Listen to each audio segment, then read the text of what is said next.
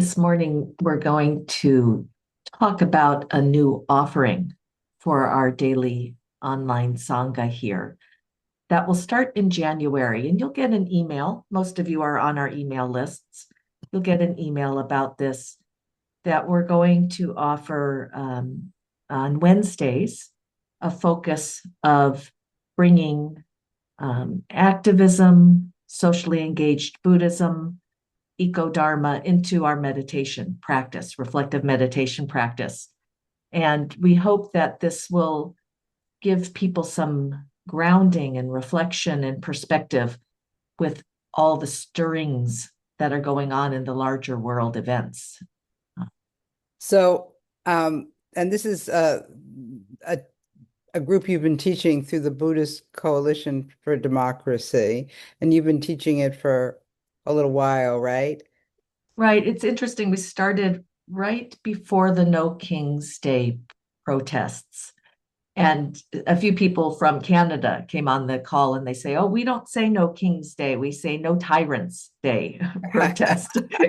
So you get to learn a little bit more about how other Buddhists are handling what's going on in the world and the language they're using and the resources that they pull upon.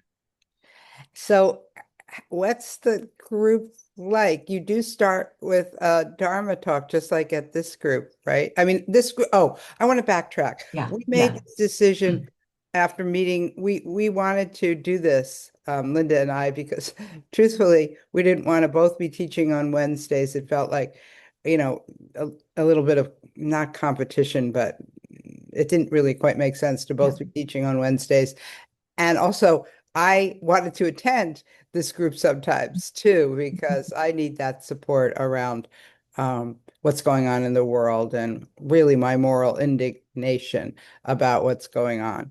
Um, so we met with the teachers and the hosts, and rather than make the move, just between the two of us, and they were all in favor of it, this change. Right, So starting in the new year, right. Wednesdays will be, it's hard to say which way this will really, what this will feel like, but either they're going to join us or we're going to join them, these people who've already been coming Right, to this right, group sponsored by the Buddhist Coalition for Democracy and led by Linda. right, right. And led meaning led in a reflective meditation manner. So the group is practicing reflective meditation without really knowing they're practicing reflective meditation per se, because we're going to meditate. They're very short Dharma talk. I usually start with 3 to 5 minutes, but I try to bring in something of the current event and a Dharma teaching around it so that we actually can have that as a focus if we need a focus for the meditation. And that's been working because there's a sense of, again, the permission to take it up or not, to think about something different that's actually on your mind, around politics, around activism.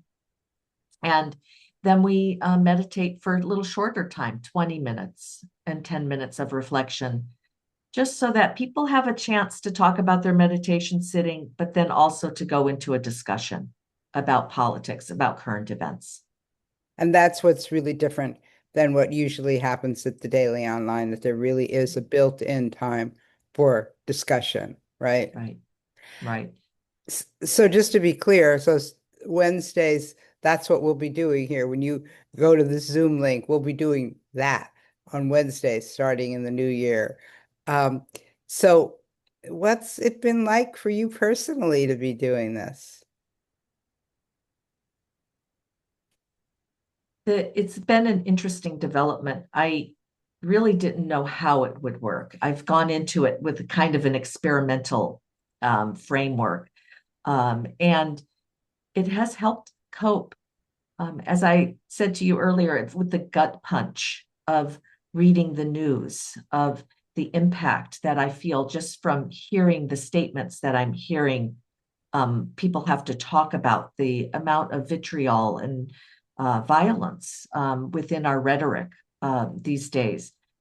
I come from a fairly apolitical background, but this has really kind of catapulted me into facing what we're really dealing with in a larger scope of the world.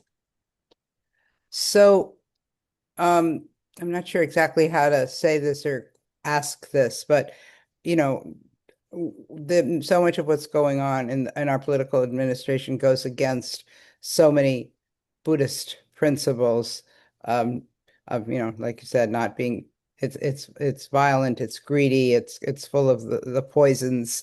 And I think that as Buddhists, that really gets to us in a particular kind of way. And I'm not suggesting everyone on this call defines themselves as a Buddhist, but they certainly have an interest in it or they wouldn't be here.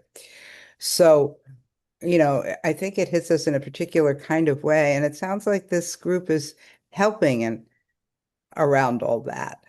Well, that's the kind of surprising thing. It's not like there's like suddenly, inspiration or fireworks around the topic, so to speak.